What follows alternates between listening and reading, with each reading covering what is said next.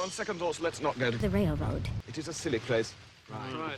In previous videos, I've complained about the viability of the railroad. In every Fallout 4 playthrough, I fast-track to the railroad, get the Deliverer PPK pistol, get the ballistic weave, and then I never come back.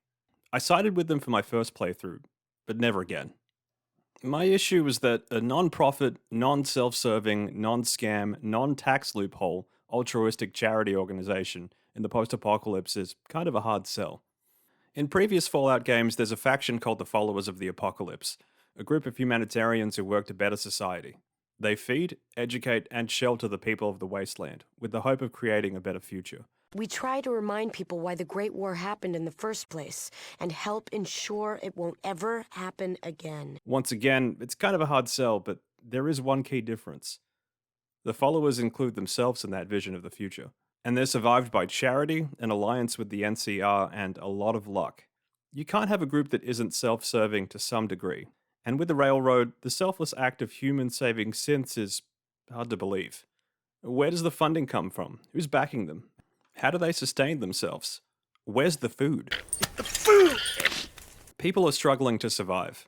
Safe dwellings are hard to come by.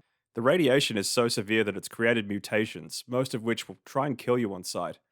I can understand wanting to defend the rights of sentient beings, but when I live down the street from a death claw, I think basic survival might be a bit higher on the priority list. Let's do some digging on the railroad.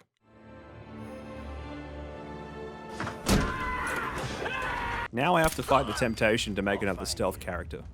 Guess what kind of build I play in Skyrim? That's right, unarmed Khajiit. You ever kill a vampire lord with a Death Valley driver? I have.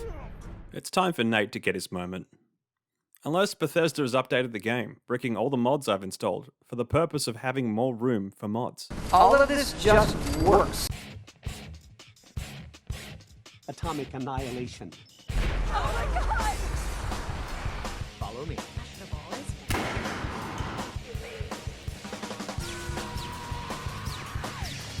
Someone stole my son!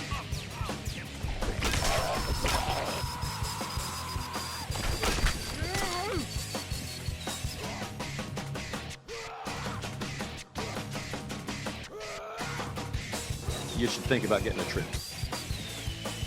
I knew it was time to turn my life around, brother. Steroid abuse isn't just something Nate does, it's a way of life. Get it in there, man. After losing his son and wife, Nate is not only a war criminal, but an alcoholic. And when he finally reunites with his son, I don't think the addiction is going anywhere soon. And I would be powerless to stop you. I was letting everything slide, brother. I was just hoping that cancer that was tearing you apart. Now that he's free of family responsibility, it's time to pursue his lifelong goal: professional wrestling. I've memorized the location of the railroad, so I don't actually remember how you're supposed to arrive there naturally. I guess hanging out with the Minutemen can't hurt. And I don't know who you are, but your time is impeccable. Hello. And Mama Murphy wants drugs. Again. We always have drugs for Mama Murphy, amongst other things.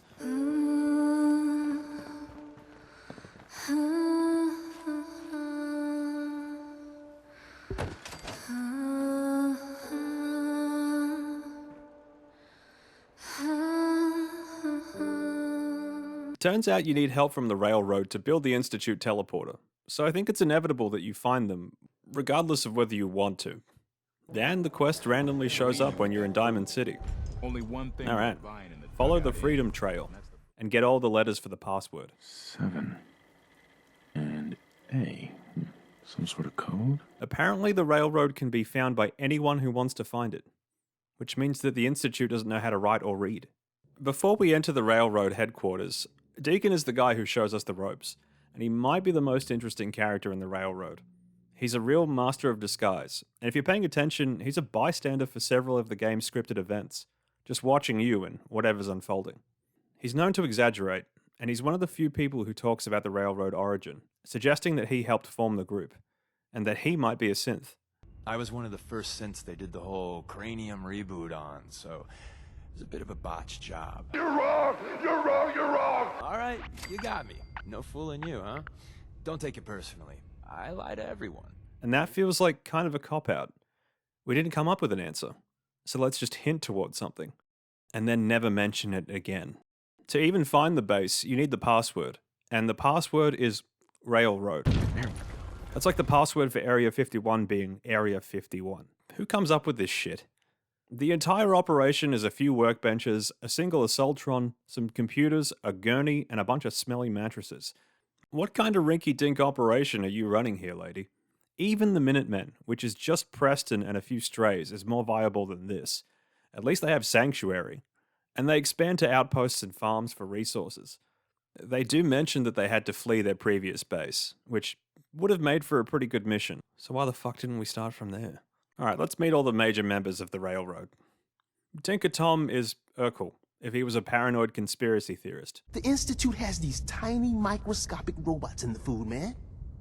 And they report back. Tom, that's rubbish. You just don't get it, Carrington. The Institute is in your blood. Glory does most of the fighting, from what I understand. She's a repurposed synth, so her stake in the organization actually makes sense. Pam is a sassy analyst assaultron who claims to know the future and then admits that her assumptions are unreliable. Right. And Dr. Carrington is the medic, and he doesn't trust you. He feels that Bethesda quota of the one person in every faction who thinks that the player character is a fuckhead. But you're in my way, man.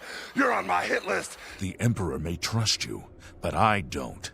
Stay out of our way. I don't really have anything else to say about these characters. They're not particularly interesting. Even the wiki didn't bother giving them a personality section. Take that as you will. The Railroad is run by Desdemona, a woman who can be seen smoking. A lot. Like the others, she's a bit lacking in the personality department.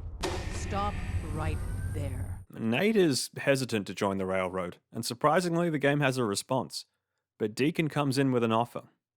Content. So you answered the big question and took a pass. Dez is a hardliner, a live and die for the cause kind of lady. But the truth isn't so cut and dry. Listen, are you interested in the Railroad? Learning more? Maybe joining? What exactly are we looking for? I'll tell you when we get inside. I know that's a bum deal, but strategic ignorance has saved our organization more times than I can count. Strategic ignorance? Oh, I like that. Strategic ignorance. Like not knowing how your faction exists in the world you created. Not knowing how the Railroad supports itself, and not knowing what the fuck the point of the Institute is. Strategic ignorance. Like going on Twitter to claim that Nate is one of the soldiers from this Fallout 1 cutscene, where a Canadian is being executed. And Nate laughs his ass off, making him a complicit war criminal. And when you're called out on this being ridiculous, your response is, man, fuck this, I'm going to Blue Sky. Oh, I'm sorry, that's kind of mean, but it is funny though. So the Railroad used these signs to point out various things. So I guess the common wastelander can't interpret arrows. Now that is strategic ignorance. So you're in. Now we need to know what to call you. Secrecy keeps us alive. Code names are a part of that. So what's yours? Call me... Brother! When I said that Desdemona's key characteristic is that she was a smoker, I didn't know how right I was. All of this just works. In real time. We meet Old Man Stockton during an escort mission, and the assumption from the players is that he's the one bankrolling the Railroad, which honestly might be the best theory. Probably because it's the only theory. A caravan boss could use the Railroad information network to safely trade. Is there anything else that might support this theory? No. The more likely explanation is that his daughter is a synth, which makes him sympathize with their cause. Checkmate, atheist. To be fair, it could be both, but I don't think it is. Hey, High Rise. We can catch up at TyCon. We just gotta make it there alive first. And we're here. The issue with finding meaningful content for analysis comes to a head when I realized that most of these quest lines for the Railroad are radiant. Repeatable quests with a small experience reward that don't progress the story or reveal anything new about the faction or the people. They all boil down to the same repetitive tasks of, hey, drop Mila in position, find DIA caches, get the dead drop, kill a Corsa, who is in Nuka World. Yeah, fuck that, I'm not going anywhere near that shit. I know I've complained about Radiant quests before, but whenever I realize that I've been doing these mind-numbing quests for no reason, I feel like I've been scammed. A Google search claims that the quests you get from Tinker Tom, Carrington, and Pam are pretty much all Radiant. So I'm not doing them anymore. It's a waste of time. To the Railroad's credit, they're the only faction that encourage you to spy on the Institute once you're in the inside. A bit of subterfuge that actually makes sense. The other factions are a bit short-sighted. The idea of Preston Garvey being proactive is a lost cause. And the concept of subtlety is kind of wasted on the Brotherhood. Working for Father, but keeping your loyalty to the Railroad is kind of interesting. And honestly, it might be the most engaging way to beat the main quest. That's a low bar, but at this point I'll take it. It's ridiculous that Father didn't figure it out, because I've been insulting the purpose of the Institute the whole time. And Deacon has been with me on every mission. How come you're always hanging out with that Railroad guy? At the end of the game, if you decide to side with the Railroad, for some fucking reason, their master plan is to save a bunch of synths and destroy the Institute by blowing it up.